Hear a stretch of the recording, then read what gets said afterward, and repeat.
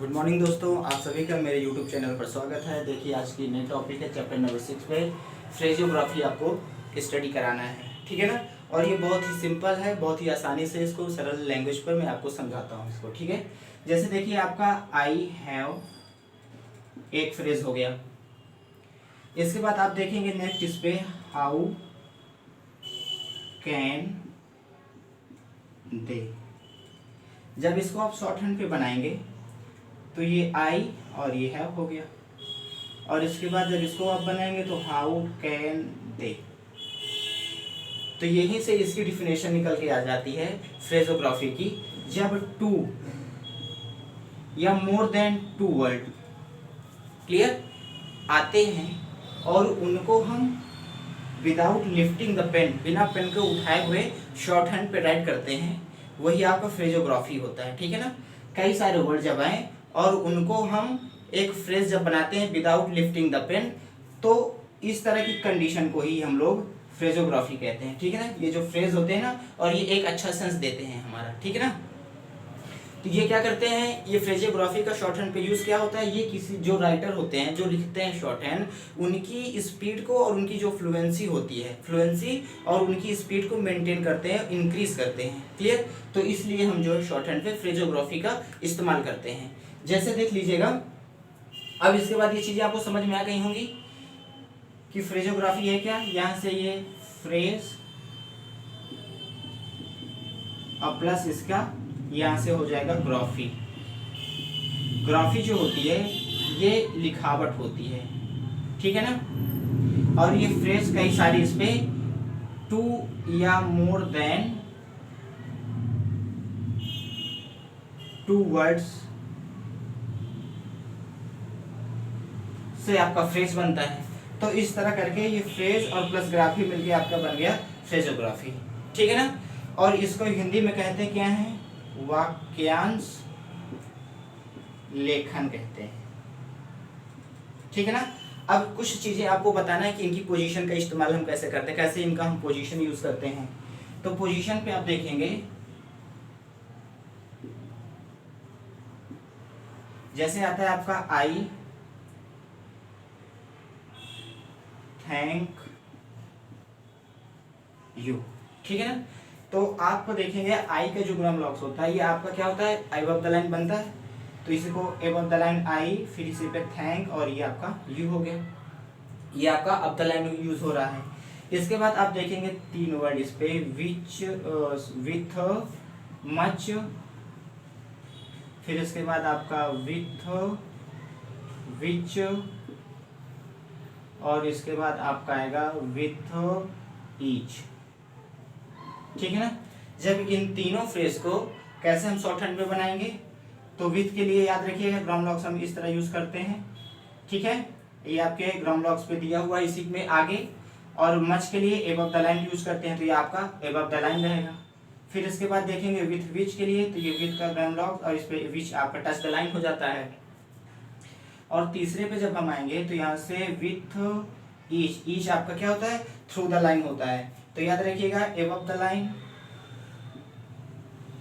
Touch the line, और फिर इसके आपका ये थ्रू द लाइन, ठीक है ना। तो तीन कंडीशनों पे ये आपका यूज होता है। पहले जो भी डिप्थोंग है या उसका ग्रामलॉग है या कोई वेवल है, ठीक है ना, उसके अकॉर्डिंग ही हम उसका यूज करते हैं। वो अपना पहला वाला जो है अपनी पोजीशन पर बनेगा जिस प्लेस पे वो बनता है। इस तरह करके इसका नेक्स्ट रूल देखिए, बहुत ही सिंपल है, बहुत ही आसानी से आप इसको समझ सकते हैं, इस पे कोई प्रॉब्लम नहीं है। बस आप इसको मन लगा के अपना देखते जाइए केवल।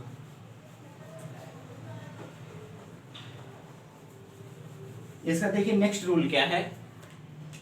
नेक्स्ट पे इसका रूल, जब के, एम और एल के पहले आई आ जाए आपका, ठीक है ना। जैसे आई के लिए आप याद रखिएगा कैन, फिर आई और आई के साथ आपका आ जाए यहाँ से मी, या आ जाए मे, ठीक है ना। फिर नेक्स्ट पे आ जाए आपका आई विल। तो इस पे जो ये आई होता है ये आपका शॉर्टेड हो जाता है। क्या हो जाता है? शॉर्ट। आई ये बनाते हैं, इसका ये वाला शॉर्ट हो जाएगा। ठीक है ना? जैसे कैसे लिखेंगे इसको? आई कैन, आई में लिखना है आपका, तो यहाँ से हो जाएगा आई, ये में आई विल लिखना है आपको, तो यहाँ से आई और ये विल एबव द लाइन रहेगा। तो इस तरह करके याद रखिएगा, आई कैन, आई में या आई विल और आई विल, इस तरह इसका हम यूज करते हैं। ठीक है ना? अब जब आगे बढ़ेंगे इसका नेक्स्ट रूल आता है आपका, नेक्स्ट रूल। एच के लिए आपको बताया गया है कि एच आपका दो तरीके का बनता है, एक आपका डाउनवर्ड बनता है और एक आपका अपवर्ड बनता है। डाउनवर्ड का यूज के जी एम, के जी के पहले अर्थात के और एच का यूज डाउनवर्ड के और गे के पहले हो तो डाउनवर्ड करते हैं, और ये आपका जो एच डाउनवर्ड, ठीक है ना, और ये एच जो आपका अपवर्ड होता है ये कॉमनली यूज होता है, सभी के साथ होता है। ठीक है ना? अब यहां से देखेंगे आप कि जब कभी एच आपका फ्रेज की तरह यूज हो, फ्रेज में जब आपका एच आए तो वहां पर ही के लिए हम लोग downward H through the line लिखते हैं। ही के लिए याद रखिएगा, जब आपका ही फ्रेज पे आए और सबसे पहले आता है तो एच ही के लिए हम लोग through the line downward H का यूज करेंगे। जैसे ही में आप देखेंगे जब इसको आप बनाएंगे तो ये थ्रू द लाइन ही और ये आपको हो गया में। ठीक है? इसी तरह आप देखेंगे कि ही शुड नो, यहाँ भी देखिए एच पहले, ही पहले आया था, और इस पेज में भी देखेंगे कि ही पहले आया था। तो जब आप इसको शॉर्ट हैंड पे लिखेंगे तो यहाँ से ही शुड आपका नो, ये इस तरह बना देंगे। लेकिन एच जब आपका बीच पे किसी फ्रेज के यूज होता है तो वहां पर हम एच ना तो डाउनवर्ड का यूज करते हैं ना अपवर्ड का यूज करते हैं, वहां पर हम टिक एच का यूज करते हैं। अब ये देखिए कहेंगे कि नया एच कैसे आ गया, तो यही फ्रेज से ही आप लोगों को नया एच मिल जा रहा है। ठीक है? वो उसकी पहचान देख लीजिए, ये टिक एच होता है और इसको डार्क पे, ये याद रखिएगा, ये डार्क पे आपका यूज होता है। और जैसे मैंने आपको जब पंचुएशन बताया था तो इसमें क्रॉस करके जब हम लोग फुल स्टॉप के लिए यूज करते थे तो उसी लेंथ का ये होता है आपका टिक एच। और इसका यूज जो है जब कोई फ्रेज होता है और फ्रेज के बीच पे ही का यूज किया जाता है तो वहां पर हम लोग टिक एच का यूज करते हैं। ठीक है? और बहुत आसानी से आप देख लीजिए इसको कैसे यूज करना है। जैसे इफ ही में, ये आपका फ्रेज है, और जब आप इसको बनाएंगे तो यहाँ पर याद रखिएगा ये इफ, ही और ये में, इस तरह करके ये फ्रेज के बीच पे यूज हुआ है। तो आप यहाँ पर टिक एच का यूज करेंगे, क्योंकि यहाँ पर डाउनवर्ड या अपवर्ड एच बना के आप उसको कंफर्टेबल आउटलाइन नहीं बना सकते हैं, इसलिए हम यहाँ पर बीच पे टिक एच का यूज करते हैं। ये हमारे लिए क्या होता है? कंफर्टेबल होता है, और इसको हम आसानी से रीड भी कर सकते हैं। ठीक है भाई? आगे देखेंगे आप यहाँ से ही, if he sorry should know. आप जब इसको शॉर्ट हैंड पे बनाएंगे, ये आपका देखिए फ्रेज हो गया पूरा, और ही यहाँ पर बीच पे आया हुआ है, तो इसके लिए आप टिक एच का यूज करेंगे।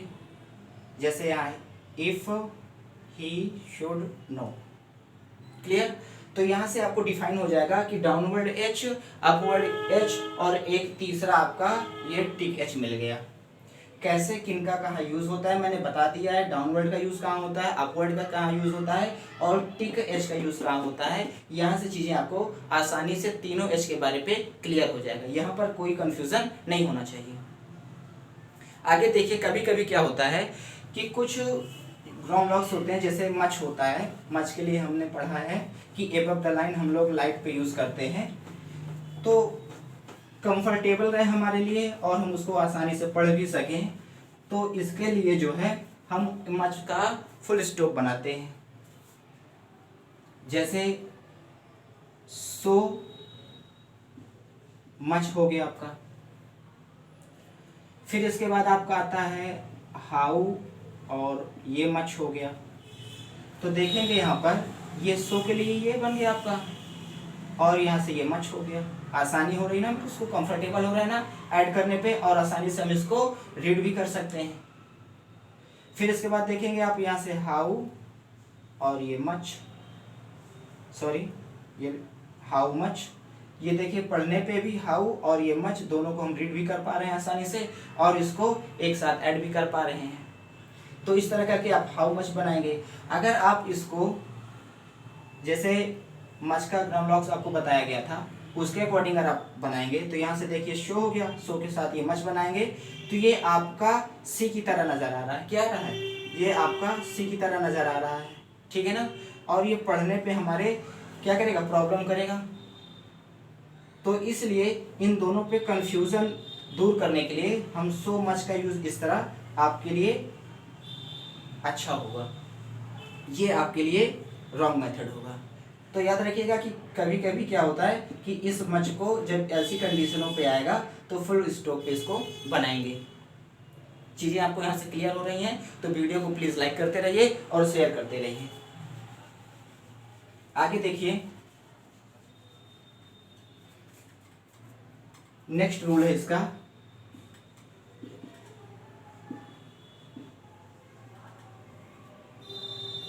जब ऑफ और हिम या टू हिम आए, ठीक है ना, तो इसको हम लोग ऑफ की जगह ऑफ वाला ग्राम लॉक और हिम यहाँ पर इसके बिफोर वाले पार्ट पे इस पे पॉइंट लगा देंगे डार्क पे, ताकि हम इसको आसानी से रीड कर सकें कि ये आपका ऑफ हिम है।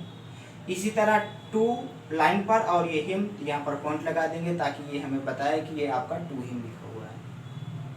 क्योंकि आपको मैंने ऑफ आई एम के लिए जो है आई एम के लिए बताया था कि ये आपका आई रहता है और ये एब्रीवेटेड होकर ये एम हो जाता है। तो देखिए इन दोनों पे क्या है कि हमें कंफ्यूजन हो सकता है, ठीक है ना, क्योंकि दोनों की आउटलाइन एक पेज पर एक तरीके से बन सकती हैं। तो अगर हमारा ग्रामर पोर्शन ज़्यादा अच्छा नहीं है तो हम क्या कर सकते हैं, यहाँ पर हमें कंफ्यूजन हो जाएगा कि आई एम लिखे हैं कि ऑफ हिम लिखे हुए हैं। तो इसको हम अलग अलग पहचान सकें तो इस बेस पे हम यहाँ पर हिम पे पॉइंट लगा देते हैं ताकि हम इसको आसानी से पढ़ सकें कि ऑफ हिम है। इसी तरह यहाँ पर हिम है ना, तो यहाँ पर भी इंडिकेट करेगा कि पॉइंट कि ये टू हिम है, ताकि कोई और आउटलाइन अगर ऐसे आ जाती है इसी प्लेस पर इसी बेस पे और इसी तरह बनकर तो हम उसको आसानी से पकड़ सकें कि ये टू हिम है और ये ऑफ हिम है, ठीक है ना। तो ये चीज़ें समझ में आपको आ रही होंगी जो चीज़ें मैं आपको बता रहा हूँ। आगे बढ़िए, देखते हैं इसका एक और रूल है।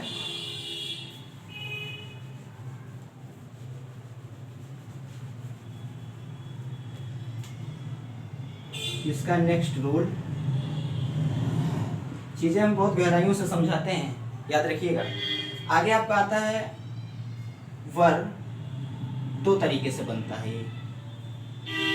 नेक्स्ट रूल है आर, आपका देखिएगा डब्ल्यू की तरह ये डबलिंग हो जाता है, ठीक है ना, और इसके बाद एक डाउनवर्ड आर की तरह इसका यूज वर के लिए, दोनों हम वर ही पढ़ते हैं और किस कंडीशन पे इनका यूज करते हैं वो आप आसानी से देख लीजिए, ताकि दे वर आप देखेंगे कि कौन सा इस पे वर के लिए कंफर्टेबल रहेगा, उसी को हम उस पर ऐड करते हैं। तो ये आपका बनेगा दे, डार्क पे रहेगा और ये वर, ये देखिए आपके लिए आसानी हो रहा है और इसको हम अलग अलग पढ़ भी सकते हैं, ये दे और ये वर, क्लियर। और इसी तरह आपका बनेगा हाउ, वर आएगा, आप देखेंगे इसको तो इस पे आपका हाउ और ये वर, ये आपके लिए क्या है, आसानी से हम इसको ऐड भी कर सकते हैं और इसको सही तरीके से इसको हम लोग रीड भी कर सकते हैं यहाँ से, ठीक है ना। तो देखिएगा, याद रखिएगा कि कौन सा वर्ड किस वर्ड पे हम ऐड करें कि ताकि हम उसको अच्छे से बना भी सकें और उसको रीड भी कर सकें। तो उस बेस पे हम इन दो वर्ड का यूज करते हैं, ठीक है ना। आगे देखिए, नेक्स्ट रूल आपका आता है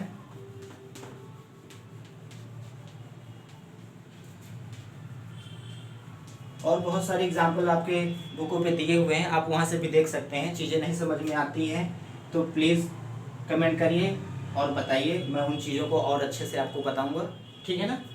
अब देखेंगे कि टिक द, ये आपका नेक्स्ट रूल हो जाएगा, ठीक है ना।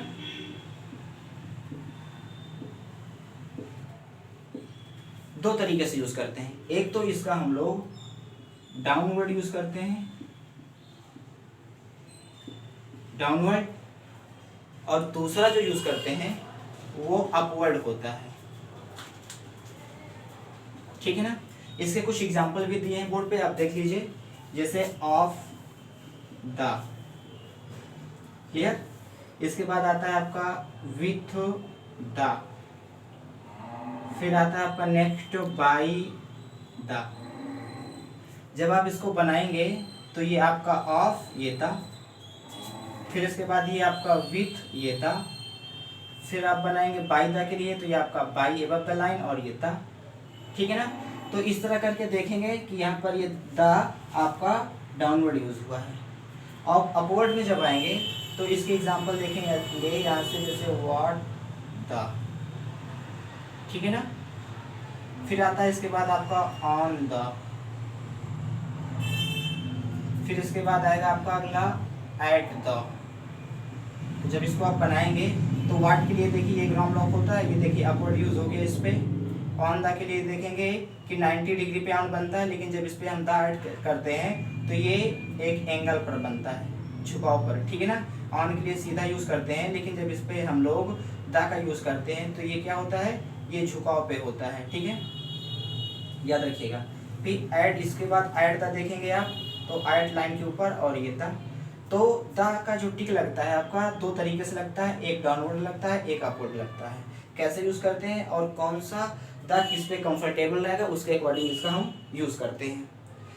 नोट करिएगा, इसमें एक एग्जांपल है,